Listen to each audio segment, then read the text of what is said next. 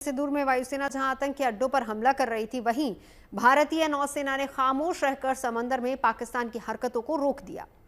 5 से 9 मई 2025 के बीच की सैटेलाइट तस्वीरें बताती हैं कि आईएनएस विक्रांत करवार से निकलकर पाकिस्तान के अहम नौसैनिक अड्डों के बेहद करीब पहुंचा था।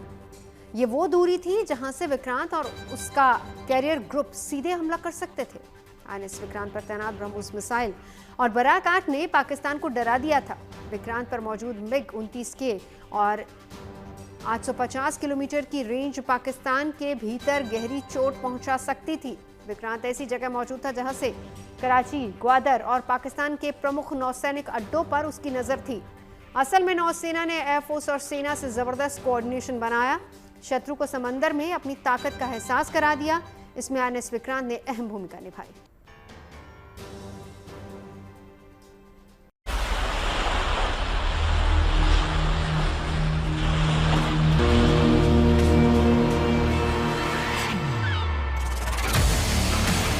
विक्रांत का अर्थ होता है अदम्य साहस और अपराधी शक्ति।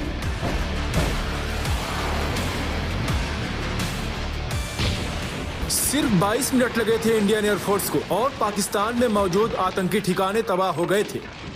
पर ऑपरेशन सिंदूर शुरू होने के साथ भारत ने पूरी तैयारी कर रखी थी। अंदेशा था कि पाकिस्तान दुस्साहस करेगा और इसीलिए इंडियन नेवी ने अपने स्वदेशी विमान वाहक पोत आईएनएस विक्रांत को अरब सागर में करवर तट के पास तैनात कर दिया था। विक्रांत यानी इंडियन नेवी का बाहुबली, जिससे बचना मुश्किल है।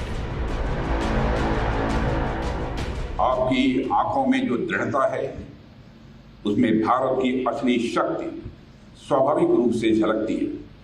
साथियों, आज मैं यहाँ केवल एक रक्षा मंत्री के नाते ही नहीं आया हूं, बल्कि मैं स्वयं एक कृतज्ञ भारतीय के रूप में आप सबके बीच यहाँ खड़ा हूं। मैं आपके समर्पण को नमन करने और आपके शौर्य को सराहने और आपके परिश्रम को का अभिनंदन करने के लिए आया हूं, उसे सलाम करने के लिए आया हूं। मैं आप सभी को ऑपरेशन सिंदूर की सफलता पर तहे दिल बधाई देता हूं। आईएनएस विक्रांत का डिस्प्लेसमेंट 45,000 टन है। ये 262 मीटर लंबा और 59 मीटर चौड़ा है और अपने ऊपर 40 फाइटर जेट्स को लेकर चल सकता है। आईएनएस विक्रांत में जनरल इलेक्ट्रिक के ताकतवर टरबाइन लगे हैं, जो इसे 1,10,000 हॉर्स पावर की ताकत देते हैं। इस पर मिग-29 के लड़ाकू विमान और 10 कामोएक के 31 हेलीकॉप्टर के 2 स्क्वाड्रन हैं। इस विमान वाहक पोत की स्ट्राइक फोर्स रेंज 1,500 किलोमीटर है। इस पर 64 बराक मिसाइलें लगी हैं, जो पोत से हवा में मार करने में सक्षम हैं। और सबसे बड़ी बात, इस पर ब्रह्मोस मिसाइलें तैनात हैं, जिससे पाकिस्तान खौफ खाता है। और जब पाकिस्तान ने ऑपरेशन सिंदूर के बाद हमले की हिमाकत की, तो इसी विक्रांत ने अपना दम दिखा दिया। पाकिस्तानी नेवी समझ गई कि कराची के करीब खड़ा विक्रांत करियर बैटल ग्रुप तबाही मचाने के लिए तैयार है। देखा जाए तो इंडियन नेवी ने और आईएनएस विक्रांत ने समंदर में सिर्फ वार्म अप किया। कहीं एक्शन होता तो पाकिस्तान की सूरत बदल गई होती। जिस इंटेंसिटी से आप हिंद महासागर की हरकत को ड्राइव करते हैं, अगर आपकी वह क्रेडिबिलिटी, कैपेबिलिटी इस मिशन का हिस्सा होती, तो पाकिस्तान का क्या अंजाम होता, यह मुझे बताने की जरूरत नहीं है। एक तरह से कहें तो पाकिस्तान बहुत खुश नसीब है कि ऑपरेशन सिंदूर के दौरान हमारी नेवी ने अपने पराक्रम का जितना प्रदर्शन करना चाहिए था, वह नहीं कर पाई। अरब सागर में ये अजय युद्धपोत शान से खड़ा है। दुश्मन की हर हरकत पर नजर है। रक्षा मंत्री ने साफ कर दिया है कि पाकिस्तान ने हिमाकत की तो इस बार ऑपरेशन में नेवी भी शामिल होगी और फिर अंजाम जो होगा पाकिस्तानी सेना भली भांति जानती है। अब तक जो हुआ वह तो वार्म अप था। अब तक जो हुआ वह तो वार्म अप था। अगर पाकिस्तान से फिर यदि कोई जरूरत की, तो इस बार नेवी भी हरकत में आएगी और फिर भगवान ही जानता है कि पाकिस्तान का क्या होगा। असल में ऑपरेशन सिंदूर से पहले ही पाकिस्तान को आभास हो गया था कि कराची और ग्वादर को इंडियन नेवी पलक झपकते धुआं कर सकती है।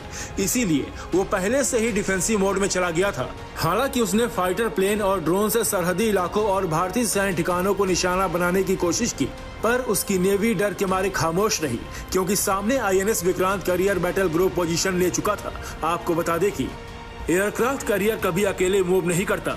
इसके साथ कैरियर तक पहुंचने वाले किसी भी खतरे को दूर करने के लिए दर्जनों जंगी जहाज और सबमरीन मौजूद रहते हैं।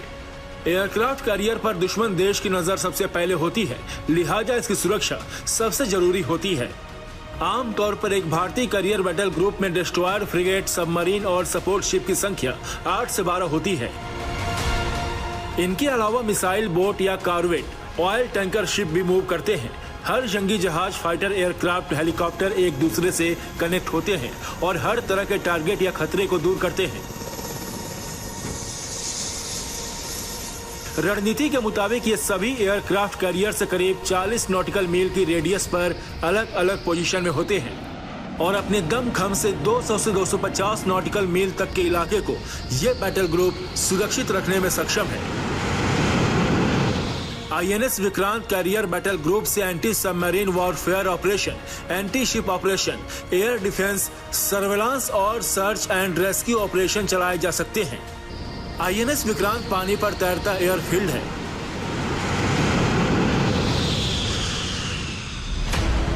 और इसमें दुश्मन के मिसाइल से बचने के लिए 4 क्लोज इन वेपन सिस्टम है। विक्रांत में एडवांस मिसाइल फायरिंग सिस्टम है। ये 32 बराक 8 मिसाइलों और 16 ब्रह्मोस मिसाइलों से भी लैस है। इसका हाईटेक रडार और मिसाइल डिफेंस सिस्टम इसे समुद्र में एक अभेद्य किला बनाता है।